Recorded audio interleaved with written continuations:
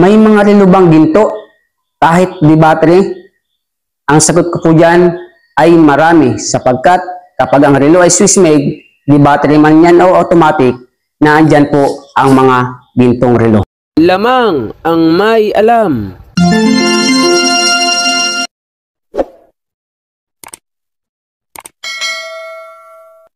Magandang panahon ulit sa inyo mga Kamordan Treasures. Ano po?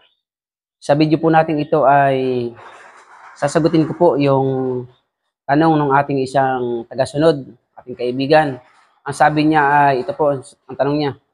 Sir, totoo po bang may mga relo na ginto? Kasi may binigay po sa akin ng tita ko galing Amerika, may tatak na 18K.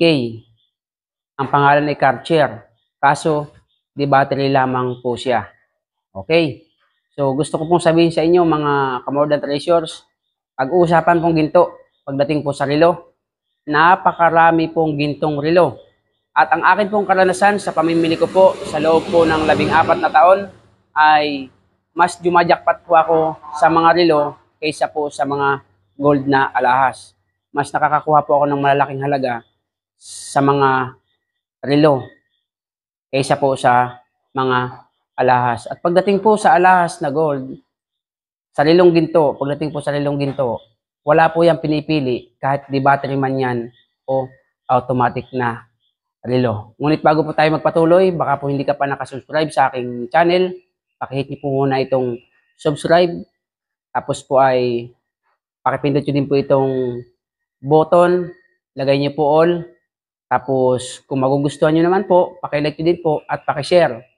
At kung kayo po may mga katanungan, request, diyan po kayo sa comment section. Shoutout po kay Ma'am Judith Prayas, Ma'am Judith G. Prayas, at saka kay Kasaludo Lon TV. Shoutout po sa inyo. Salamat po ng marami sa inyong pag-subscribe, bago pa lamang ang aking channel. So, tuloy po tayo. Ang tanong po niya, kung may mga ginto daw po bang relo? Ang sagot ko po dyan, napakarami.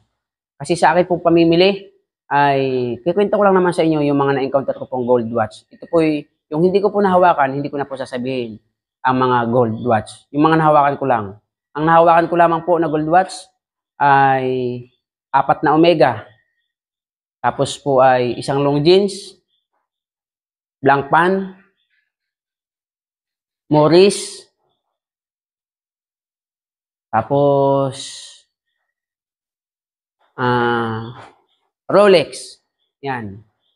Pagdating po sa usapang gintong relo, wala pong pinipili ang gintong relo kung di battery man yan o automatic. Ano po?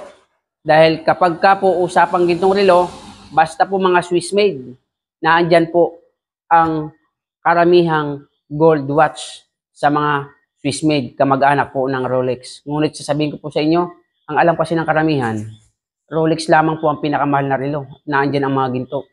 Napakarami pong relo na brand, na Swiss made, hindi lang Rolex. May mas mahal pa po sa Rolex, marami pa. Marami pong relong ginto. Ano po? At ulitin ko sa inyo, jumajakpat po ako ng mas malaki ay sa gold watch, hindi po sa mga alahas na pintas, sing-sing, sa relo po.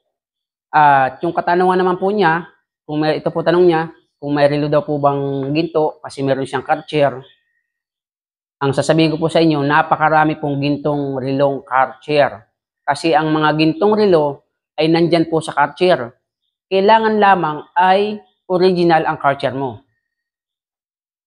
Kapag ang iyong relo ay Cartier, dapat po marunong ka pong tumingin ng original na relong Cartier. Ito po yung mga sample ng relong Cartier. Ito pa. Ito pa. Ito pa. Yan pa po. Ito pa po. Yan pa po.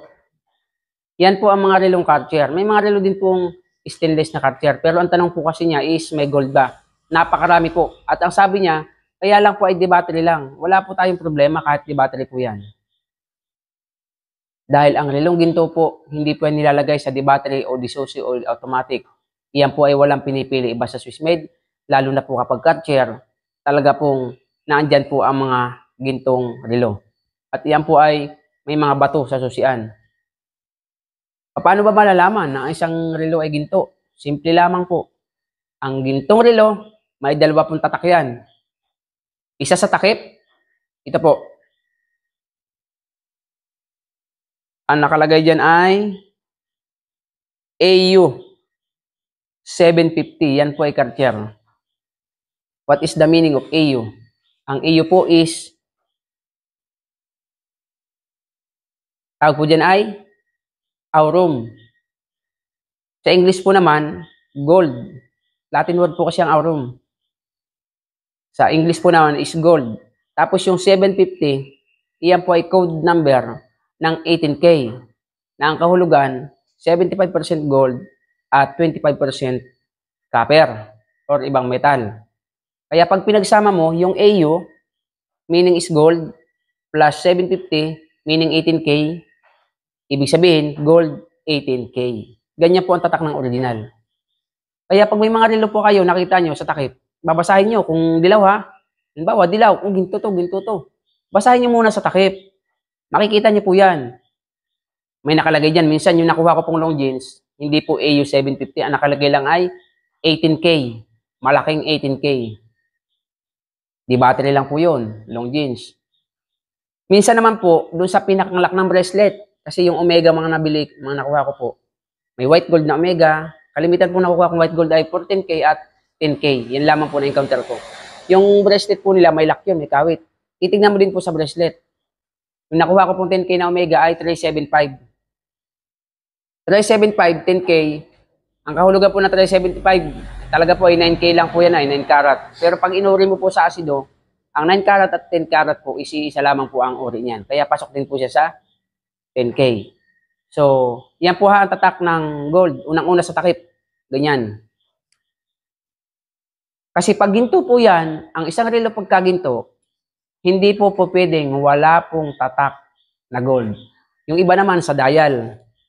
Itong dial, yung pinaka tinitignan po ng oras, 1, 2, 3, 4, 5, 6, 7, 8, 9, 12. Yun, sinusulatan nun. Yun ang tawag po ay dial. Minsan doon nakasulat, 18K gold. Yan. Kung hindi naman gold lahat, basta may nakasulat 18K gold, hanapin mo kung saan. Basta may gold yung relo na yan.